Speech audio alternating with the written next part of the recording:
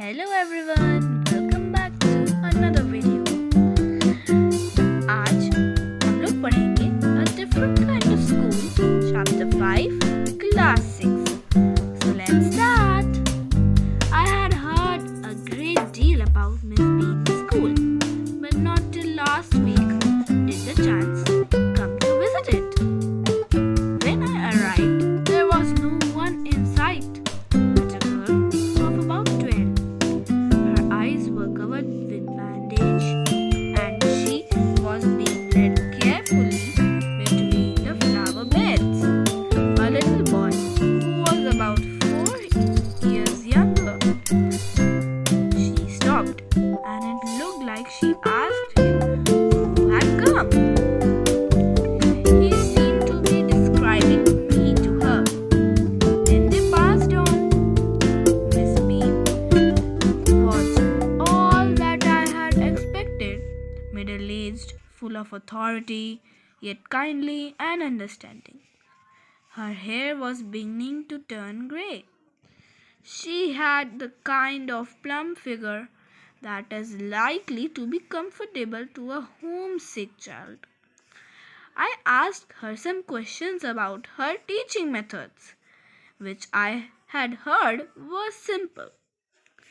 No more than is needed to help them to learn how to do the things. Simple spelling, adding, subtracting, multiplying, and writing. The rest is done by reading to them and by interesting talks, during which they have to sit still and keep their hands quiet. There are practically no other lessons.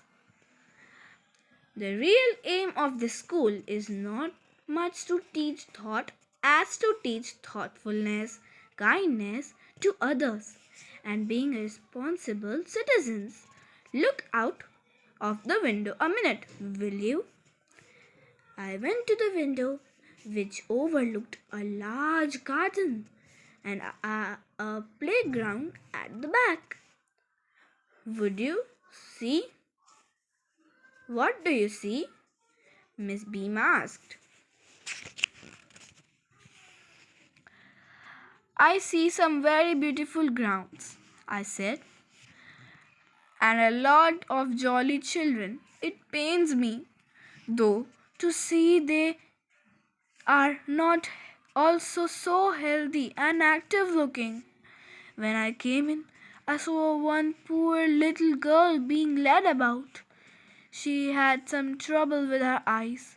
Now I can see two more with the same difficulty. And there's a girl with a crutch watching the others at play.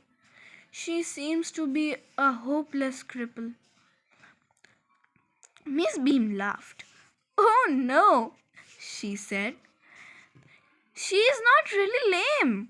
This is only her lame day. The others are not blind either. It is only their blind day. I must have looked very surprised, for she laughed again. This is very important part of our system, to make our children appreciate and understand the misfortune. We make them share in misfortune too. Each term, every child has one blind day, one lame day, one deaf day, one injured day, and one dumb day. During the blind day, their eyes are bandaged absolutely, and they are on their honor not to peep. The bandage is put overnight, so they wake up with everything. Other children are given the duty of helping them and leading them about. They all learn so much this way, both the blind and the helpers.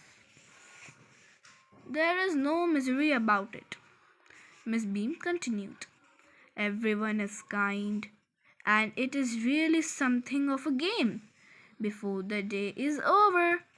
Though even the most thoughtless child realizes what misfortune is.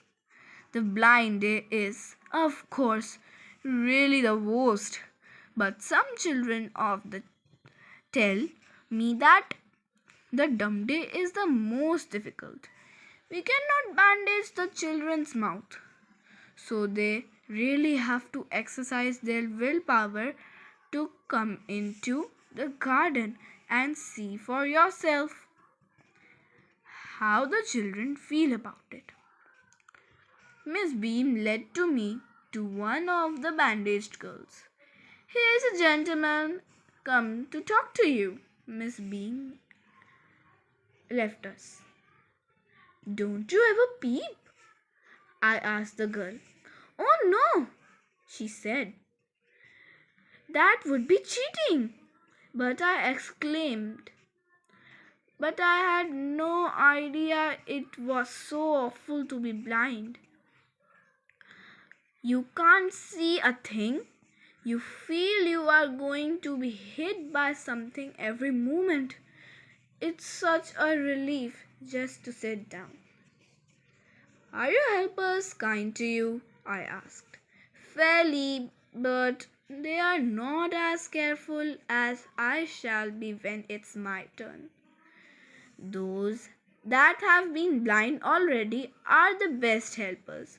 It's perfectly ghastly not to see. I wish you'd try. Shall I lead you anywhere? I asked. Oh, yes, she said. Let's go for a little walk. Only you must tell me about things. I shall be so glad when today is over. The other bad days can't be half as bad as this. Having a leg tied up and hopping about on a crutch is mostly fun, I guess. Having an arm tied up is a bit troublesome because you can't eat without help and things like that. I don't think I'll mind being deaf for a day, at least not much. But being blind is too terrifying. My head aches all the time just for worrying that I'll get hurt. Well, where are we now? In the playground, I said. We're walking towards the house. Miss Beam is walking up and down the garden with a tall girl. What is the girl wearing? My little friend asked. A blue cotton skirt and a pink blouse. I think it's Millie, she said. What color is her hair? Very light, I said. Yes, that's Millie. She's the head girl. There's an old man tying up roses, I said. Yes, that's Peeper. He is the gardener. He is hundreds of years old. And here comes a girl with curly red hair. She's on crutches. That's Anita, she said. And so we walked on. Gradually, I discovered that I was 10 times more thoughtful than I have ever thought I could be. I also realized that if I had to describe people and things to someone else, it made them more interesting to me. When I finally had to leave, I told Miss Beam that I was very sorry to go. Ah, she replied. Then there is something in my system after all. Now we're going to read some new words, meanings. Insight, to be seen. Kindly, friendly, plump, stout, pleasantly fat. Responsible, aware of their duties. At play, playing. Hopeless, unfortunate, without hope. Lame day, day on which she acts as if she was lame. Misfortune, unfortunate condition, bad luck. Their eyes are bandaged. They are blindfolded, are on their honor, have promised. Misery, difficulty, unpleasantness, thoughtfulness, carelessness. Come to talk. Who has come to talk? Awful, bad. Troublesome, difficult. No words here. Gradually, slowly. And from here, our chapter is over. Thank you for seeing it. And the book is Honeysuckle.